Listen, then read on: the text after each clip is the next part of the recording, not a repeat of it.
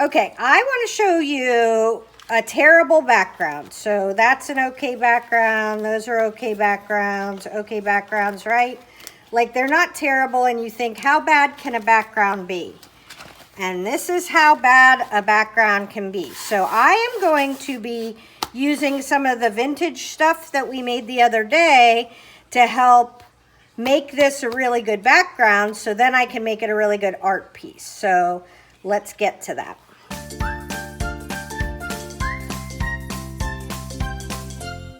Okay, the first thing I'm going to do is I'm going to clean up these spills by putting some antique lidding on here. I'm going to leave this over here because I want to use that. I was trying to clean up for you. I shouldn't have even done it. Okay, so I just put a teeny bit of stuff on here, but I wanted to show you like how bad a background could be. And I bet you're thinking, oh, she made that just to show us a bad background. But no, I was going through my stuff and I came upon this and I was like, okay, well, I'm going to throw it away, except it's on the back of one of the other pieces that I made. So I'm stuck with her, right? We're going to have to figure something out, some way that she and I can live together, and it cannot be this way. So what I did was, in another video that you can see, I made a whole bunch of vintage stuff, right? So I made papers and deli sheets and things like that. So what we're going to do is we're going to use some of these things to make this background better, okay? That's my goal.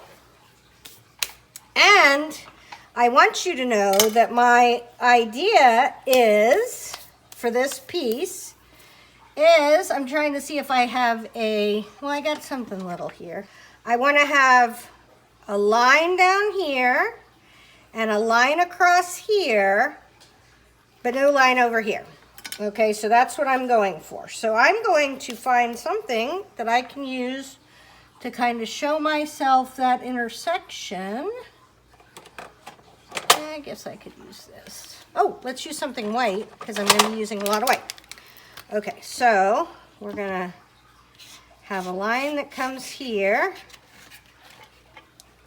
And so you want to do the rule of thirds. So that's almost a third. And then I'm going to do right across the middle for this. And that's going to be my two lines. But I just want to have it in the back of my mind when I'm working on this or putting things down. I want things to cover up that line. Like I don't want to put things over here. I don't want to put things just there. But I do want to make sure that it's kind of cohesive with this being the focus of the piece. Okay. So let's start with some tissue paper and some deli paper because this could hide a variety of sins, right? Okay, so I love this. We're going to get a little bit of water on a paintbrush, right? And we're going to come down here, and that lets us tear it. Okay, so we have that. Let's do a little bit more water. All right. Okay, so let's start with this. Okay, so, and I don't want so much of this white stuff here.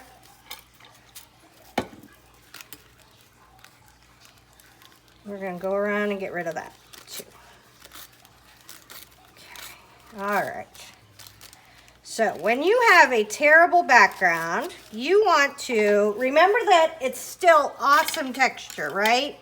Like this may be the most hideous thing I have ever seen in my life, personally, but it does have texture, it has dimension, it has, oh, I did the trick with the music notes and circles there. But it does have dimension, it does have some stuff going on. I just need to, she needs to be a little bit more toned down. She's a little excited about being a page for my liking. Okay, and I think I did it really early on when I was just experimenting, and that's fine. I don't get to be mad at early me because I didn't know what I was doing, because nobody knows what they're doing when you're early you, right? Okay, so there we go. We're gonna start with that. We're gonna put those down in a wee minute.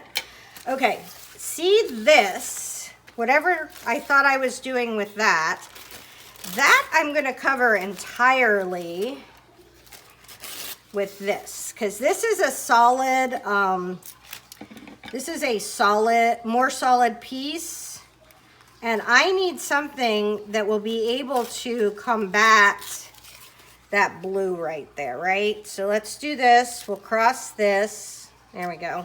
Ooh, it's looking a tiny bit better already. All right, let's get a Mod Podge brush that's already stiff. And we're just gonna, glued my Mod Podge shut again. And we're just gonna start putting some of this down. Okay. Woo. So ugly. Woo. That was, oh great.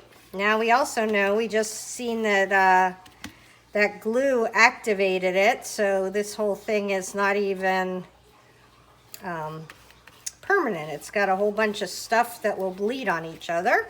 Great. That's not my favorite. I thought it looked like it had paint on it, which would be permanent underneath it, but appears as if I was wrong. All right.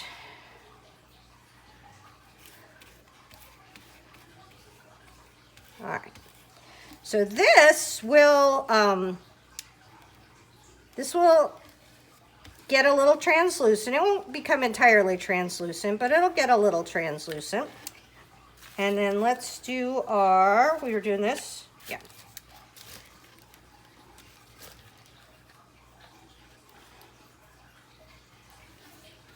Okay, let's do this down here.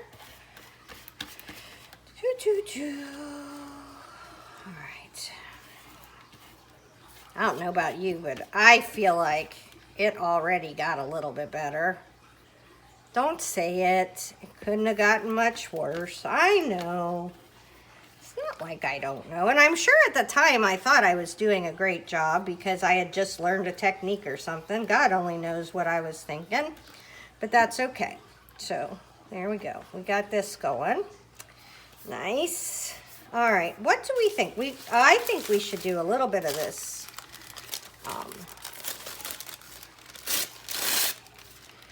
This deli paper, which is kind of crusty, crinkly. I like it. Look, it's got a fun edge. We'll leave that edge right there. And I'm going to put that across here. Let's see what this does. Is it right side? No. I don't really care right side up, upside down, because there's going to be so much stuff going on here, but every once in a while I notice that something's going on upside down, and I try to at least slightly fix it. Okay, so this is going really well, don't you think? I think you'll agree. We're already starting to get a better, more cohesive look. Okay, so what we're seeing though underneath is still some of that texture and what's going on, which in a piece is actually really helpful. You don't want to be doing something where you can tell exactly what everything is, or it won't be very artisty, I guess is how I think of it. Because it's those layers and layers and layers of stuff that give you dimension, that give you that look. Yeah, so if we were putting this just on white paper with nothing behind it, it wouldn't be very cool to look at. It would be pretty plain, right? But with all the stuff we had going on underneath there, you can see hints of things. Okay, so now I have this, which I showed you off and on. All this is a piece of deli paper with all the leavings on it, right? Like all the stuff that I picked up as I went so I wouldn't waste art supplies. And I'm just gonna put that right there, right? And that's going to give us a little, just keep adding layers of texture, of interest. See, this has texture paste on it. All right, that's good. Okay, we got that. So now let's do the rest of it down here. And I think with that, we will be done for today, because then we will have covered up. No, I gotta do a tiny bit up there. But we will have covered up this incredibly horrid and embarrassing background. Ooh, look, I love how that shows through. Okay, yeah, this is gonna be fine, you guys. If you find an ugly background in your journal that you did a long time ago, do not be mad at old you. Just use it as the background for a new project and everything will be fine, I promise. I mean, like, if I can make this look halfway decent within just a couple of minutes, you can fix any problem you had in an old journal, right? Like, compared to this, there isn't too much that could have been worse. So I live in Florida, so we'll be back tomorrow when this is totally dry. Okay, I do think that I'm gonna do, as you can see now, we can see more of the underneath of it. And I'm sorry about the lighting, but it's the middle, well, it's not the middle of the night. It's like 7 o'clock at night. Okay, so what I want to do next is to take white acrylic, and this is acrylic stain as opposed to acrylic paint. And I want to take a big paintbrush. So I'm gonna go this way this time with the acrylic stain. Okay. And I'll put some right here. It's okay. All right, so I wanna just go like this.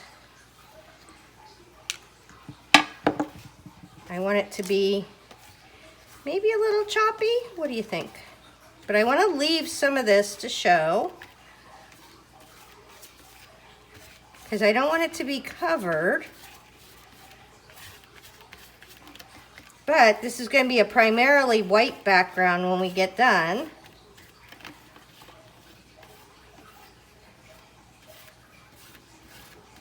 And I need to cover some of it so I can put another layer on.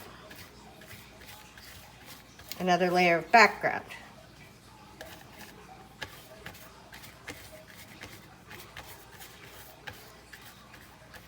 Okay, all right, that's good. All right, so that is it for this layer. Okay, so I like where we're going. I like what's happening here.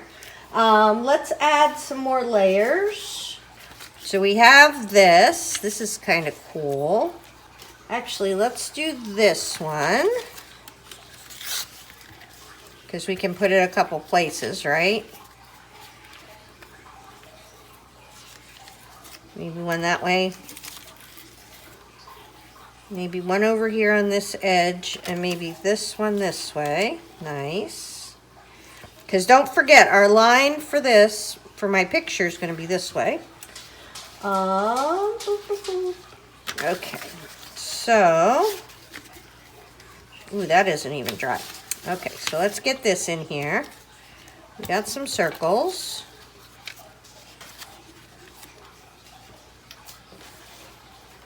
Let's see. All right, we got this. I really like some of this in here. Just because I'm going to use a piece of this here. Hold on, I want to see if nope, this is the good one. This is the one that's going to be the ultimate one. This one is good because it's just some stuff. And we're going to put a piece of this somewhere. Okay.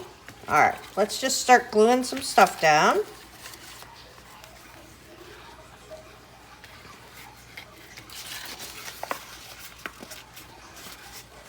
All right, so I'm gonna get this a teeny bit wet and just give it a second to, because this is heavy mixed media paper. So if I don't get this wet, it will be hard to get it to stick, honestly. Yay, I didn't glue my thing together. Okay.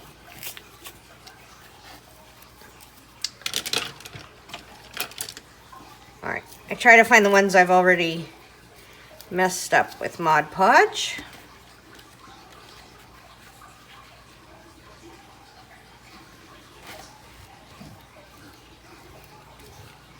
And Mod Podge is a glue and a sealer, and I'm using matte Mod Podge. Oops.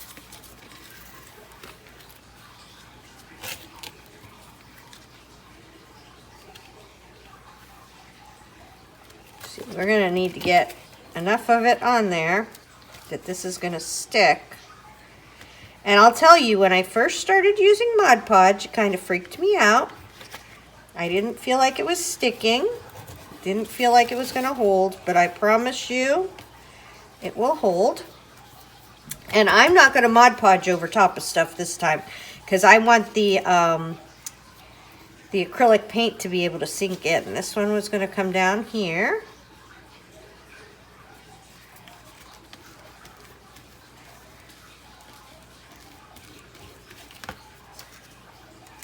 Okay, there we go. Oops, darn it. I always Mod Podge over it. But this time I'm not. Okay. And this guy, let's overlap that one to get rid of that line down there.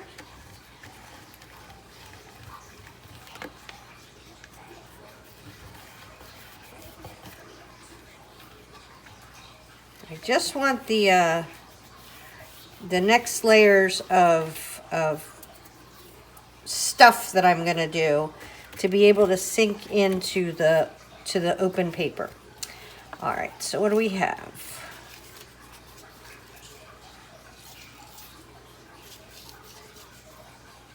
Okay. All right, I think maybe that coming in from over there. I like that.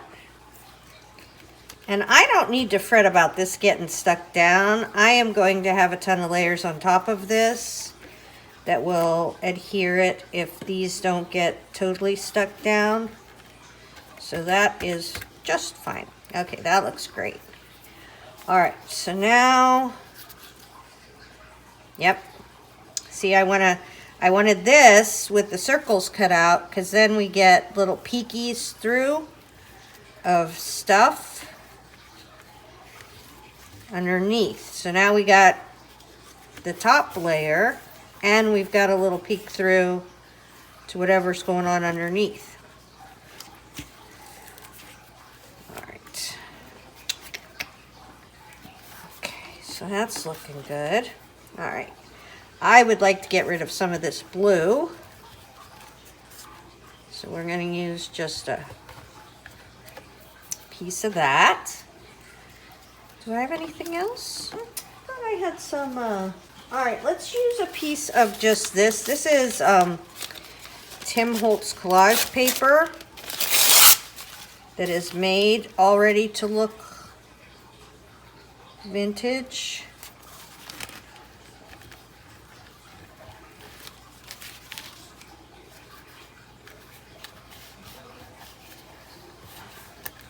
Very odd to me not to go over the top of it.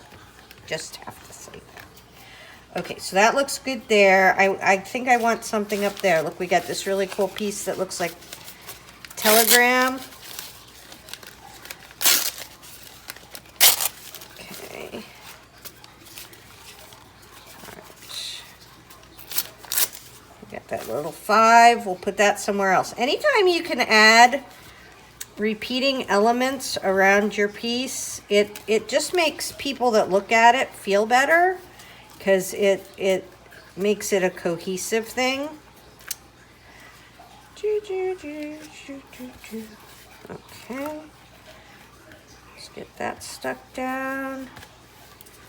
Let's Get this stuck down. Oh, I love what's going on here. All right, let's get a little piece of, oh, that's perfect up there, right? Okay, so we'll get this in here.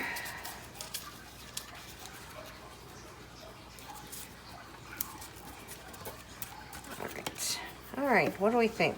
I like it. All right, now I'm going to use vintage photo drippies.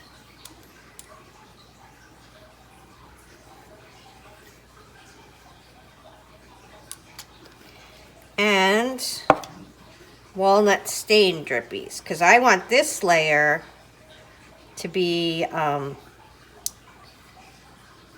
like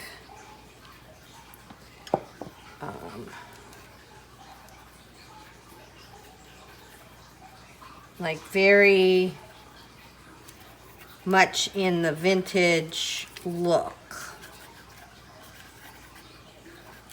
Okay, now we're going to give them some squirts. Let them spread out a little bit. Okay, spread them out even more. And this is why I didn't put the Mod Podge underneath or on top, because some of this is going to be, it's going to be hard for it to sink in. But like there, it sunk in fine because it's open paper. All right. I love what's going on up here. All right, can we make it drip a little bit? Go through the, that's so good.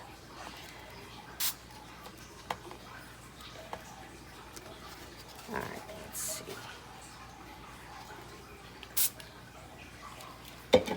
I feel like this is totally stuck there, but this is doing some good drippies. We're getting some good drippies here. Oh, I want some to go along this line. So let's get a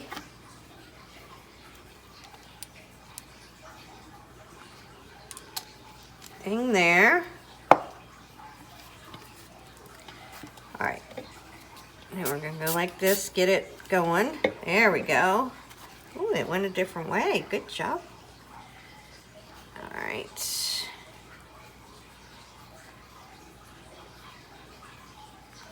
Okay. So this, I keep telling you it's my last layer, but obviously this is pretty wet. So this is my last layer for today. Do we want to do, oh, hold on. While we have it super wet, do we want to do just a couple of hints of a different color?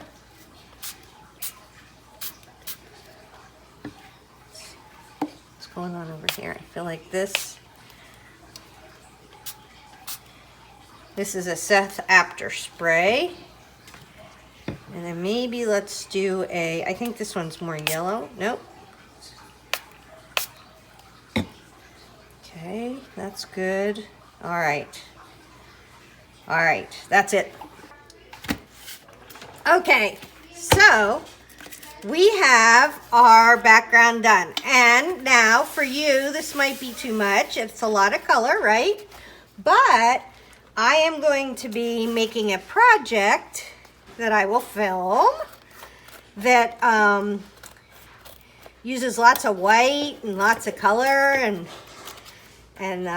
vintage colors, things like that. And so this is going to make the perfect background for that, because I can use all kinds of my vintage papers. And hang on, let me just get this last little bit off. And there you go. That, from the worst background ever, is a very good, I just love it. I think it came out really good. Now don't forget, we're gonna make a thing and a thing, and we're gonna put all kinds of vintage elements on here. But this is an amazing start for it. Oh, before I let you go, let's talk for 1 minute about this. So this is all water-soluble inks, right? And you know me, and I very rarely use water-soluble inks because I use so many layers and then they get all funky. So what I'm gonna have to do is I'm gonna have to put some distress glaze on it. And this is, in the fancy words, you should use a better rag than this rag, okay? I'm sure you all have better things than I do, but this happens to be what I have laying around. And what you wanna do is you wanna get some of this on your rag and you wanna rub it on top, because this, and it'll burnish it a little bit, this will provide an isolation layer so that all of the water-soluble inks and dyes and stuff we use don't keep spreading. I want this to be the background. I'm going to use other things for backgrounds. I'm going to use other layers, but I want to keep this layer looking like this. And so that is how you do it. If you're going to be using a lot of the water-soluble dyes, and you can kind of feel it. It kind of has a little, if there's a little bit of it not covered, that's fine, but it kind of has a, like a waxy, beeswaxy sort of feel. So there you have it. The background that is so much better. And can we see little bits behind there? We can see little bits of it behind there. We can see some of the orange over here. There's some of the yucky green, but overall I feel like this has really come into its own and is doing so much better than it was when it was the ugly background. Hopefully that helps. Tara Jacobson, Artsy Fartsy Life.